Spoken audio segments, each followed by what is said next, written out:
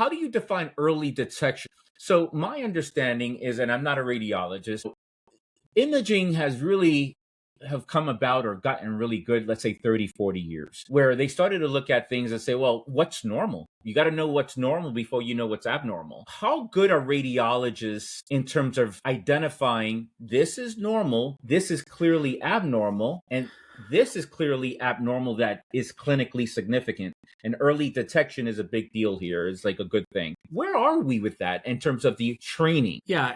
I mean, there's no such thing as a perfect radiologist. These are professionals. They're very well trained. They are, I think, every radiologist that's certified by the, work as a radiologist has been taught to read across the entire body. Now, some over time specialize. So in prostate, you have radiologists that only look at prostates. You have radiologists that only look at brains. At Pronuvo, we train our radiologists to look everywhere. Now, I would say to answer your question, I think in general, radiologists are quite good at telling abnormal from normal. I think what we see at Pronuvo oftentimes, if it's a normal, a pretty common finding, any radiologist is able to characterize that, but we see oftentimes very rare findings. And here we have subspecialties inside the practice group that sort of weigh in and they'll be like, oh, that thing, radiologists say, hey, there's something in this guy's liver. I've never seen this before. It's very strange. What do you guys think? And then it goes to sort of the folks that have subspecialty in the area of the body that we're looking at, and they'll weigh in. Sometimes they'll be like, oh, this is this weird sort of genetic syndrome of which there's only been like 5 recorded cases in modern history.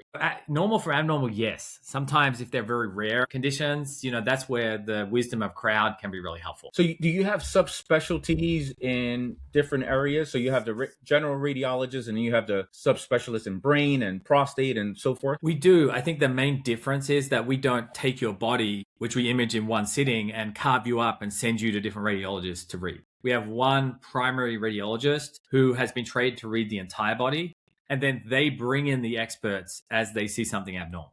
So it's a really important question the one you asked is, how good are these radiologists at, at distinguishing abnormal from normal? And I think, again, there's no such thing as 100%, but our belief, having done this now for 10, 15 years, is they're very good. Yeah, at the end of the day, they're humans, and I've seen a lot of discordances, even in the world of prostate. They get a MRI, PI-RADS score says 4. I send it somewhere else, and now they say 2.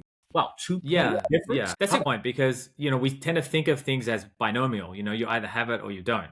But lesions that we see in the body is a really great example. We grade them on a 5-point scale, and if you read the definitions of those gradings, even a 2 does not mean it's 0 risk of malignancy. It means it's typically less than 1% risk of malignancy. Unfortunately, this is a much more qualitative endeavor than most of us maybe think going into it.